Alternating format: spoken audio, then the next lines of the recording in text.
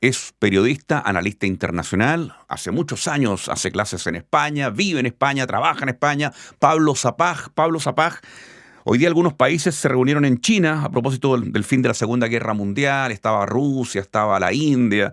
Bueno, y han planteado ahí en esta reunión en China un nuevo orden mundial. ¿Cómo podemos unir esto de un nuevo orden mundial, de una nueva visión? Además, respecto a lo que está ocurriendo en Palestina. ¿Cómo viste tú esta situación? Bienvenido a Palestina por siempre. Buenos días, César. Saludos para ti y para los amables oyentes de Palestina por siempre. Hay que recordar que lo que se ha vivido en China en los últimos días son dos actos o dos actividades diferentes, aunque las dos van a consolidar la construcción de un nuevo orden, más que mundial o global, sobre todo un nuevo orden en lo que es el extremo oriente asiático. Estas dos actividades eran, por una parte, la reunión de la Organización del Consejo de Cooperación de Shanghái, cuya misión es esencialmente económica, y la otra actividad era la conmemoración de la derrota de Japón durante la Segunda Guerra Mundial. Hay que decir que los asistentes a estas dos actividades no fueron exactamente los mismos. Por ejemplo, un actor clave, India, que sí estuvo en la cumbre de la Organización de la Cooperación de Shanghái, no estuvo, sin embargo, en esa gran parada militar en la cual sí estuvieron, por ejemplo, Rusia o Corea del Norte junto al presidente chino Xi Jinping para conmemorar el final de la Segunda Guerra Mundial. Importante, entonces, son dos fenómenos distintos que, sin embargo, tienen como denominador común el intento por reforzar la hegemonía china en esa zona del mundo, que es una zona muy importante desde el punto de vista económico, desde el punto de vista de las rutas comerciales, sobre todo marítimas, en torno al Océano Pacífico, y sobre todo por la convergencia de varias potencias que tienen capacidad de ser globales, entre ellas China, Rusia y en menor medida India. En todo caso, todavía estamos muy lejos de que se establezca definitivamente un nuevo orden mundial. Está claro que el preexistente ha colapsado, que hoy Estados Unidos y sus aliados occidentales tienen que, enfrentar desafíos como estos que les llegan desde esa región del mundo, pero aún no se ha establecido un modus operandi definitivo. Por eso lo que se hace con actos o actividades como esta es reforzar la presencia, las posiciones en áreas concretas y determinadas. En este caso, el extremo oriente asiático, el océano Pacífico, etc. Por lo tanto, eso no afecta directamente a la zona de Oriente Próximo o Medio, en el cual está Palestina. Es más, hay que decir que quien ha reforzado su presencia en esa región ha sido Estados Unidos después de la operación concertada incluso con Rusia para destruir el antiguo Estado de la República Árabe Siria y generar un auténtico cataclismo regional en esa zona de la Siria natural a la cual pertenece Palestina, donde se están produciendo unos reordenamientos que juegan a favor en esa región concreta de los Estados Unidos y de sus aliados occidentales, empezando, por supuesto, por el Estado de Israel. Por eso, insisto, estas dos actividades que se han producido en China hay que entenderlas en este marco de construcción de un nuevo orden internacional que por ahora está lejos de definirse y sobre todo consiste en ir apuntalando posiciones en regiones concretas. Para China, para India, para Rusia ha sido importante para, dejarle claro a Estados Unidos que son ellos los que pueden ejercer hegemonía en el sudeste asiático, incluso en una zona importante del Pacífico, mientras que Estados Unidos, como decíamos, ha vuelto a Oriente Próximo, a Oriente Medio, con la destrucción del Estado de la República Árabe Siria y la reconfiguración total de la región en función de los intereses de esas potencias occidentales y, por supuesto, de una de ellas que es el Estado de Israel. Desde España estamos conversando con el analista internacional, el profesor Pablo Zapag. Pablo, es inevitable y además queremos hacerlo preguntarte por la situación actual de Medio Oriente y particularmente cómo estás viendo a Palestina. La situación actual para Palestina y para toda la región de la Siria natural, César, es absolutamente dramática. Como decíamos, estamos ante una reconfiguración total, una cantonalización en el mejor de los casos, la creación de pequeñas entidades sin ningún tipo de soberanía, entidades que se van a definir a partir de lo religioso, de lo étnico, que serán por lo tanto totalmente dependientes de lo que decidan otras potencias exteriores.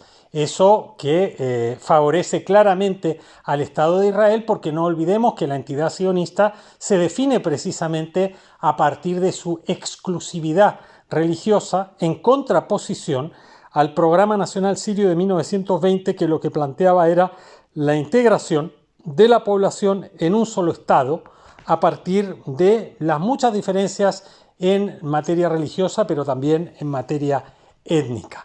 Por lo tanto, hoy estamos ante un rediseño total de la región y eso, como vemos, nos ha llevado ya a zonas totalmente autónomas, si no independientes de facto en Siria, el caso del noreste, el caso de la provincia sureña de Sueida, como en la costa siria, incluso en sectores del centro de Siria, Hama y Homs, se están creando también entidades políticas para reclamar autonomías plenas y totales que se van a quedar al borde de la reconfiguración estatal, etc. Todo eso claramente juega en favor del Estado de Israel. Si vamos a la cuestión palestina, el momento es crítico. Ya se está planteando claramente la evacuación por parte de las fuerzas de ocupación israelíes de decenas de miles de palestinos que serán repartidos desde Gaza en distintos estados de la región que hoy no tienen ninguna capacidad de decidir qué hacen o qué dejan de hacer, ¿no?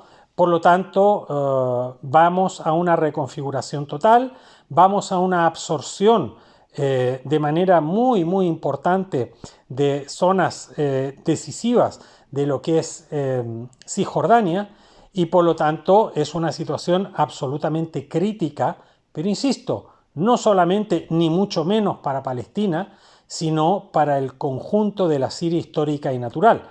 Llama la atención que eso no haya sido comprendido desde el principio, cuando desde 2011 quedaron en evidencia las estratagemas de la geopolítica internacional para destruir al Estado sirio, que era el último valedor de la causa palestina en su configuración original. Por lo tanto, ahora no cabe llamarse a engaño respecto a lo que está ocurriendo. Lo que está ocurriendo es un rediseño absoluto de la región, donde va a haber una atomización, una fragmentación, una cantonalización y incluso se está planteando trasvases de población en algunos casos, con procesos de limpieza étnica, como se ha visto en lo que era el territorio de la antigua República Árabe Siria, y en otros casos directamente con expulsiones, como se está viendo en Gaza. No tener esto presente y no entender que lo de Palestina no funciona de manera aislada, bueno, representa una miopía y un error estratégico por parte incluso de muchos dirigentes palestinos, tanto en los territorios palestinos como en la diáspora, que no supieron entender o no quisieron entender esta situación por distintas razones, ¿no? O bien por falta de capacidad o de profundidad estratégica, o bien porque en realidad estaban defendiendo intereses más bien parciales o corporativos en lugar de los grandes intereses nacionales. En todo caso, César, la situación es crítica, la situación es dramática, quizás la peor que se vive desde que este proceso de ocupación occidental de la Siria histórica y natural se inicia a finales del siglo XIX, principios del siglo XX. Pablo Sapag, en los próximos días viene la Asamblea Anual de Naciones Unidas y claro, muchos países ya han anunciado que van a reconocer oficialmente a Palestina. ¿Y va a quedar en un reconocimiento vacío o será un reconocimiento con pasos concretos a la independencia del pueblo palestino? Me pregunto yo. En los próximos días se celebrará la Asamblea Anual de Naciones Unidas, valga la redundancia, en la Asamblea de Naciones Unidas, que no tiene ninguna capacidad de imponer absolutamente nada. Lo hemos dicho en Palestina por siempre muchas veces. En Naciones Unidas quien manda es el Consejo de Seguridad de Naciones Unidas, que son 15 miembros, pero en realidad quienes mandan son los 5 miembros con presencia permanente y aquellos que tienen voz, voto y veto. Nos referimos a Estados Unidos, a Rusia, a China, al Reino Unido y Francia. Bueno, hemos hablado en la edición de hoy de las posiciones de Rusia y de China respecto a esta reconfiguración de un orden mundial, y sus posiciones no necesariamente son favorables a la causa palestina, más allá de la retórica, ¿no? No olvidemos, por ejemplo, que el gran cataclismo que se vive ahora es consecuencia de, en parte, la caída del Estado de la República Árabe Siria, y en eso Rusia tuvo mucho que ver para obtener otro tipo de concesiones por parte de Estados Unidos más importantes para Rusia, por ejemplo, respecto a Ucrania, ¿no? Ni qué decir tiene que los intereses de Francia y el Reino Unido, que son miembros permanentes del Consejo de Seguridad de Naciones Unidas, en lo que tiene que ver con esa región de la Siria natural a la cual pertenece Palestina, son evidentes. Fueron ellos los grandes creadores del problema y por lo tanto no se van a desdecir. Por mucha retórica o actuaciones pusilánimes de mero maquillaje como el reconocimiento de un Estado palestino, que a estas alturas no tiene ningún sentido, ¿no?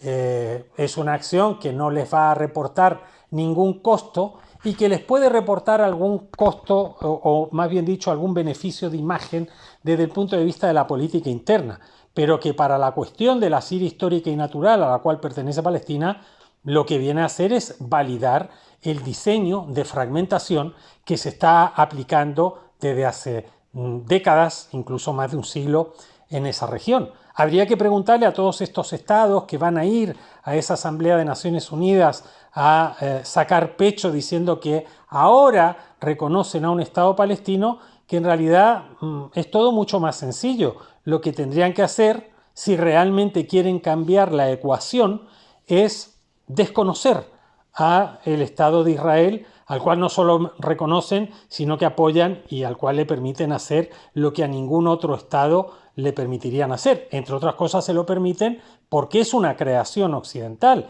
Israel es el más occidental de los estados occidentales, es el más europeo de los estados europeos, por lo tanto pretender que le van a exigir algo distinto es sencillamente ingenuo en el mejor de los casos. No vamos a ver eso, no vamos a ver a ninguno de los miembros de la Asamblea de Naciones Unidas diciendo que desconocen al Estado de Israel, etcétera, etcétera, que van a abogar porque se cumpla el Programa Nacional Sirio de 1920, es decir, que exista un solo Estado que vaya desde el sur de Turquía hasta el Sinaí, a la frontera entre Jordania e Irak por el este y al Mediterráneo por el oeste, donde vivan las personas independientemente de su confesión religiosa, su etnia y sin injerencia de ninguna potencia estatal. Eso no lo van a hacer, y como no lo van a hacer, entonces esa reunión va a ser sencillamente una operación de propaganda política para ciertos estados para congraciarse con sus poblaciones, ¿no? Desde el punto de vista interno. No va a tener ninguna, digamos, consecuencia práctica real, porque hay que recordar aquí, César, lo que hemos dicho. Los estados, para ser tales, además de reconocimiento, necesitan tener un territorio claramente determinado sobre el cual ese estado pueda ejercer soberanía desde el punto de vista fronterizo, desde el punto de vista de la defensa y desde el punto de vista demográfico, que en la cuestión palestina e incluso en la cuestión de la Siria histórica y natural, porque ya este es un problema general, ¿no? No solamente es un problema de Palestina, estamos viendo en Siria también problemas de desplazamientos de población, etcétera, etcétera. Bueno, los estados tienen capacidad de decidir quiénes entran y quiénes viven en sus estados. Eso no se le va a permitir jamás a un supuesto Estado palestino, o al menos a ese supuesto Estado palestino nominal, de acuerdo a la fórmula de Oslo, que países como España, Francia, Reino Unido y otros, Canadá, bueno, retóricamente reconocen, ¿no? Los estados, insisto, tienen que tener no solo reconocimiento, sino que capacidad soberana, capacidad de defensa, capacidad de autodeterminación, de tomar sus decisiones, etcétera, etcétera, etcétera. Por lo tanto, bueno, en Naciones Unidas veremos más bien un ejercicio de propaganda múltiple. Veremos otro tipo de espectáculos también, con la presencia de determinados dirigentes autoimpuestos o dirigentes que han sido impuestos desde fuera por razones geopolíticas y que han pasado de ser el enemigo número uno a ser amigos, etcétera, etcétera. Pero eso en la práctica no va a tener mayores consecuencias. Hay un reordenamiento, las grandes potencias del mundo se empiezan a repartir el mundo en función de zonas de influencia muy claras. Terminamos con lo que empezamos, veíamos el caso de China, de Rusia, de India, pero no olvidemos que los occidentales tienen un interés fundamental en evitar, y en esto hay que decirlo, han sido exitosos en los últimos 100 años, sobre todo están siendo tremendamente exitosos en los últimos meses en evitar que la Siria histórica y natural, a la cual pertenece Palestina, pueda autodeterminarse y pueda ser un Estado con más de 120 millones de habitantes que sea una competencia real en materia de seguridad, en materia económica, en materia de rutas comerciales para la Unión Europea y el Occidente colectivo. Por mi parte es todo, César. Un saludo para ti y para los amables oyentes de Palestina por siempre.